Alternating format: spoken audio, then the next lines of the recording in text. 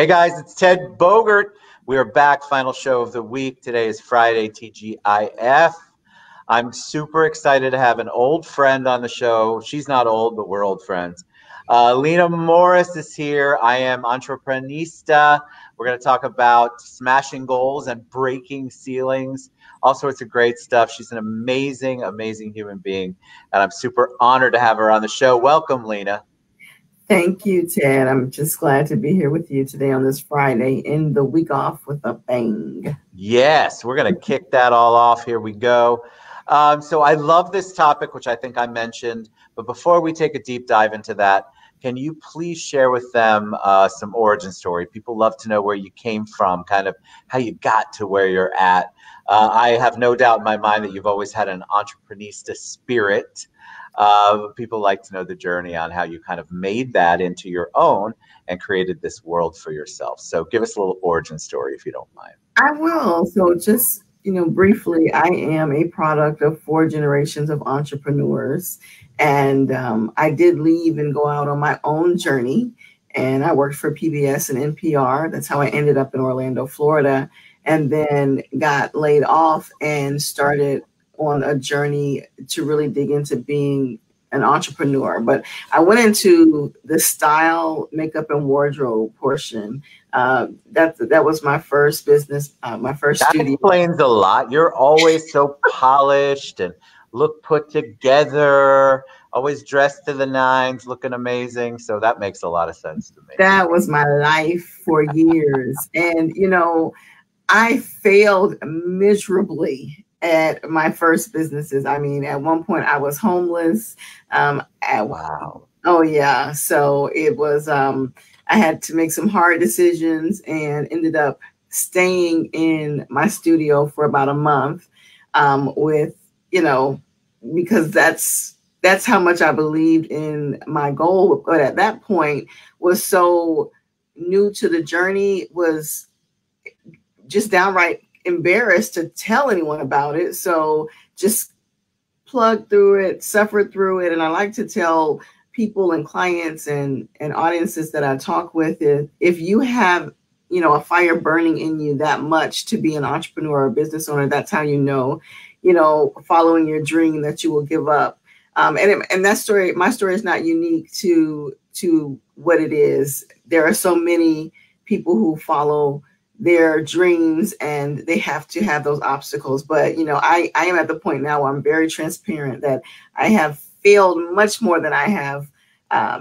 Me too. Yeah, one. And it's just, you have to learn from it, like the absolute test of my quote is the absolute test of one's character is the ability to lose as gracefully as you win. If we can master that, everyone showcases when they win, right? But we, typically don't talk about when we fail, but we learn our greatest lessons sometimes when we fail.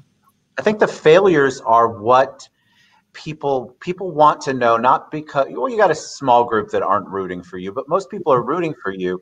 And so learning from those failures, I think it's great if we can educate anybody. And as you're sharing your journey and your story, people can learn and go, wow, I was thinking about doing that. Maybe because Lena didn't have success with it, I should tweak it a little bit. That's what these journey stories are all about. People look at us and we're on this show and they go, oh my God, Lena's got it all together. She's never had a bad hair day, a bad makeup day, a bad business day. And that's not the case. And I think people need to understand they're being so hard on themselves because of social media and their comparisons and things like that. Yeah, social media has definitely changed things. And I just ask people to take it in doses because, everything is on a stage, but to understand and have that group of folks that are in your inner circle that, you can share with. And that's one of the things that if I could go back and tell myself at that point that to understand that I wasn't the only one, right? So just afraid, embarrassed, and trying to figure it out alone. And even knowing that I came from a strong family of entrepreneurs and didn't want them to know that I had failed. So didn't want to tell anyone. There was like 2 people in the world that knew at that time, and they were trying to help me. They were in different states and trying to help me.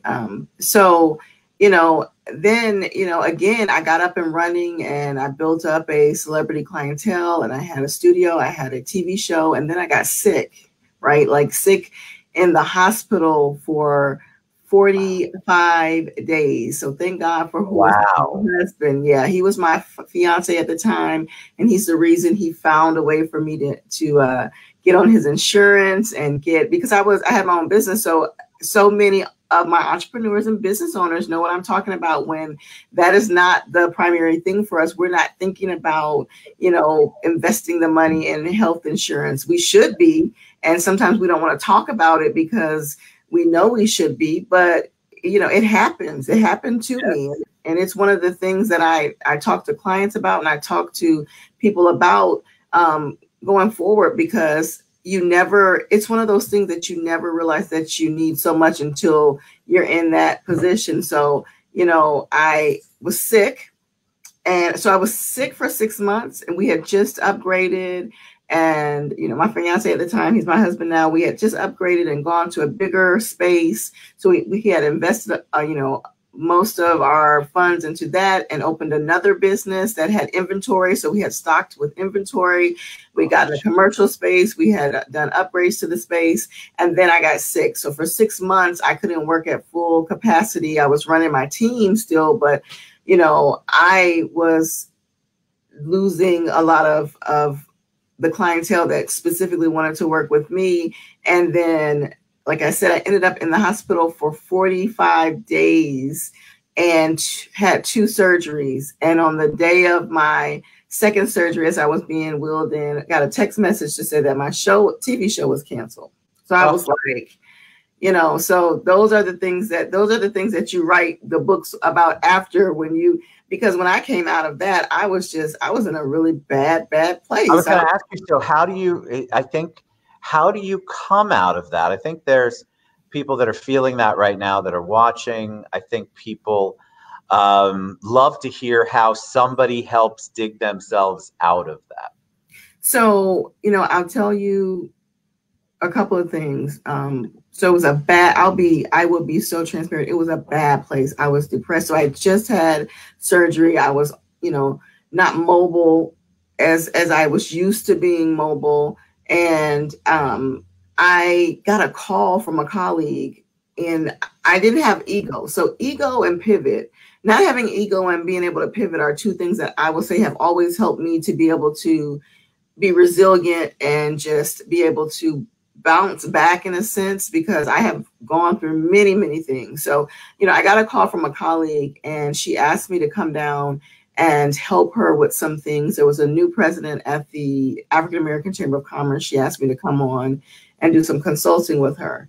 And so, I went down and did that. And most people who know me know that I spent a few years, although I told the president at the time, John Davis, that I was only going to help him for a week or 2. I ended up being there with him for several years. And during that time, that's when the Entreprenista was born. So a couple of things happened. So the first day when I got to the chamber to help, there was an email that came through, and it was a huge email about an event. And my family's business logo was at the bottom of and I was like, okay, wait a minute, regroup. And so I actually sent my uncle a message. I was like, you really should. And it's a construction business. I just have to lay that out for you. So sure. They never thought that they'd get the girls involved. They always wanted to get my brothers involved. But I kind of sent a message, and I was like, hey, you should have really taught me the business instead of thinking that my brothers were going to take over. So fast forward right now, I am actually he's named me his successor. I am I am working as the vice president of our business, and I've been named his successor. And that's amazing, Lena. Congratulations. Yeah, and it's definitely a part of smashing the goals and breaking those ceilings, because in construction, there's only 8% women, less than 8% women, and the number of African-American women is so low, it's not published. So, wow. Yeah. So you're really making strides in your industry, in that industry. I am hanging in there, trying to make sure. It is not easy. It is not easy. And it's not easy because I have a very eccentric background, right? So, as you said, I have I like my clothes, I like my accessories. Yeah, construction doesn't seem like that would fit in with you. You know, it totally makes folks uncomfortable sometimes when I come into the room, and so that's been interesting. And you have to just kind of get to a place where you're comfortable with yourself, where you'll make some changes to send the message that you want to send, Yes. but that you don't lose yourself. And I think for women, I think for creative folks, I think for people who break the mold, that's something that we have to deal with all the time, right? Yeah. You know, I love your jacket, Ted, but some folks might be like, but it's making a statement. I think that's something that we have to deal with all the time. So that's part of what happened there. And then, the Entreprenista came about because I love that name, by the way. Thank you. Love the spin that you put. I like that. It's hard for people to even spell entrepreneur. I get it. It's not an easy word. But creating that and kind of making it your own, where did that come up? It's one thing to be an entrepreneur, but you created the concept of Entreprenista. And I love it. Yes, I created it. I got it trademarked. It's been a journey with that as well. But I was talking to my mentor, and I was, my mentor at the time, and I was telling her, I don't want my legacy to just be, and this is when I was initially transitioning from out of the, wardrobe, hair, makeup, into going back into consulting and more business. And I told her, I don't want my legacy to be just beauty, right? Just hair, makeup, because people tend to discount you sometimes, unfortunately. And I want them to understand that I have this strong business background, this strong entrepreneurial spirit, this fourth generation. And she said, well, you need to just keep pushing. And so I would present ideas to her, and I would be devastated because I would think it was the best idea ever. She like, no, she shoot me down. She's like, no. She said, go push harder, go push harder. And I'm just like, oh my God. She saw more potential. She knew you had more to give, and you were piecemealing it to her. You weren't giving the whole thing. So she wanted to break it down so you would give it all. Right. And so I woke up out of my sleep one day, and I was like, because the same thing that you said, entrepreneur is so hard to spell. So I came up with, I came up with this trick when I was doing it, but I was like, what if I mixed entrepreneur like fashionista, because I do have such a background with that. And so then the Entreprenista was born in my head probably 6 or 7 years ago. And that's when I started the journey with getting the trademarks and setting up that business, because I feel like I'm glad she pushed me, because I feel like that's a reflection of who I am. I bring both of those sides to the table, and I'm passionate about both. And Entreprenista was born. So what business, explain your business, because I think there are people out there who want to consult, who want to do more. They have ideas, but they don't know how to kind of mold them into a way where it's a workable, fundable, survivable business. So tell us a little bit about your actual business model. So I will be transparent. A chunk of my time is taken up with the family business, because I do pretty much all of the operations and BD, business development, marketing, and kind of second in command with that. And then we just launched another business, which I'm the managing partner on during COVID. And so what I did was I refined my business. When I initially launched it, I was doing business coaching, and I was taking on more clients. And I said, you know what? I get so involved with my clients that I need to take a step back and understand what I'm going to offer. So now I do VIP packages with clients. So I have a certain number of clients that I keep on, and it's basically more clients that are in that stage, that second year, they're looking to grow their bottom line and create infrastructure within the business, and want to go after potential like government contracts and so forth, because I have a very strong background in that. And so I take them on, and it's a minimum 6 month, but more like a 2-year process, because it takes that long to really develop. And we look to increase businesses by some of the businesses that I've worked with. It's been 500% increase in their business. So one of the businesses that, I coached, they were average contract was 75K, and now they're doing $5 million. Wow. So how do you, okay, that's fast. I think a lot of people would like to know what it is. Do you take apart what their processes are now? Is it a long process in order for them to get to that point? Because I think having an outside person like you, it's just the way a lot of businesses really need somebody who's got the experience, but also isn't enmeshed in the day-to-day operations. They need an outside, honest opinion about things. Even though we say we don't want it and we're the leader and I own my company and what are you going to do? It's so critical to have that outside influence. And Ted, I've been on the other side, because when I had one of my locations, one of my mentors came down and was going over things with me, and she was like, "You need to close this location. You're bleeding money. You're losing money." And I was like, "How dare you say this to me?"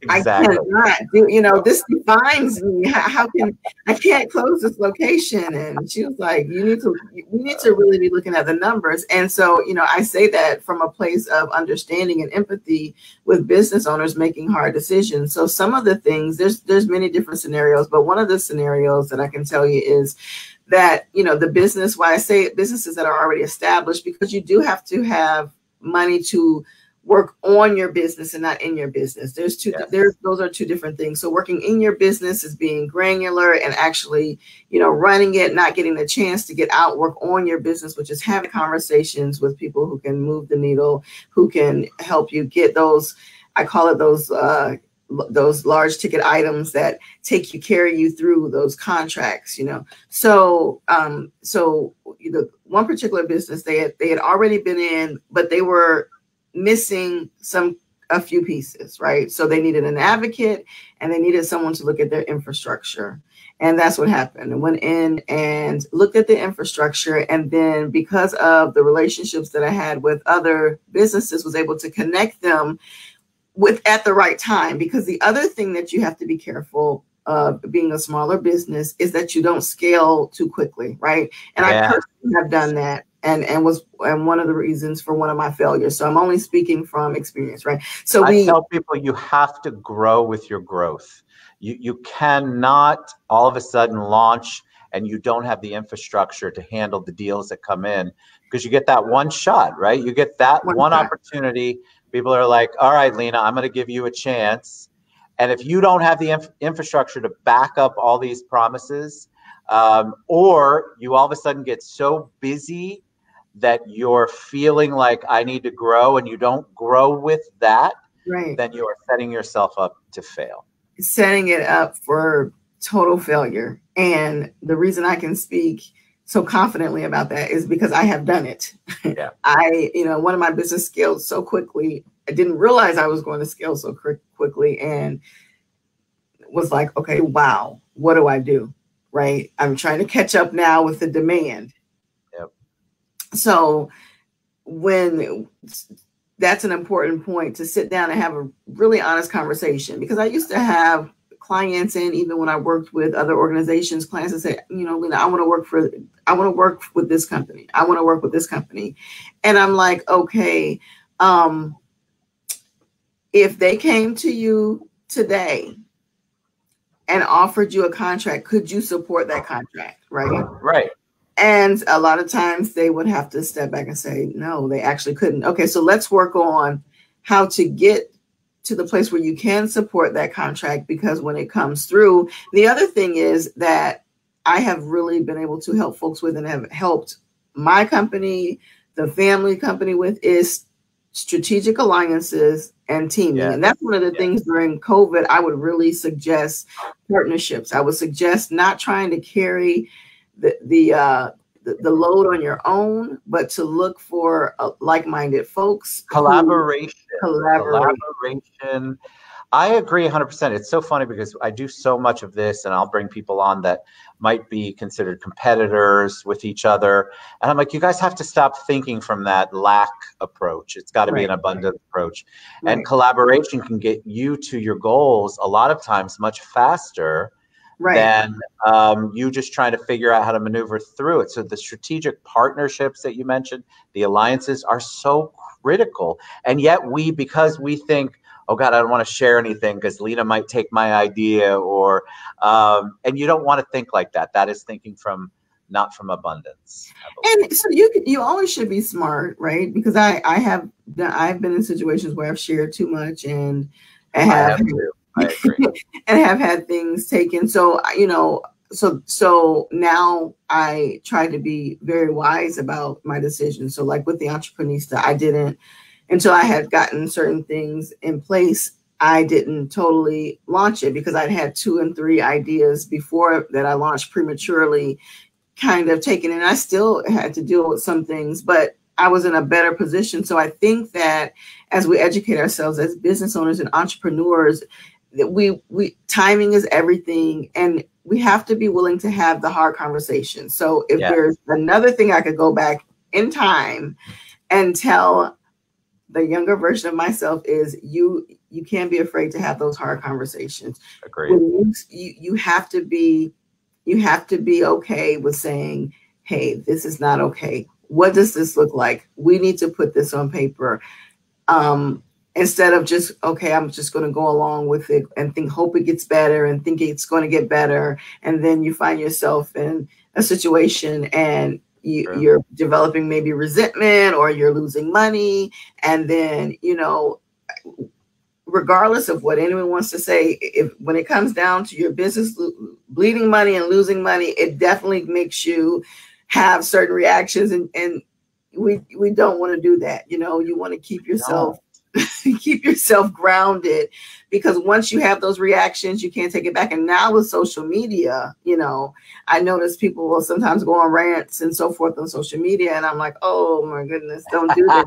They go on so many rants. But I think it's important too, and then I want to ask you before we start to wrap it up, about you had something recently where this is big news for a person of color, a woman of color.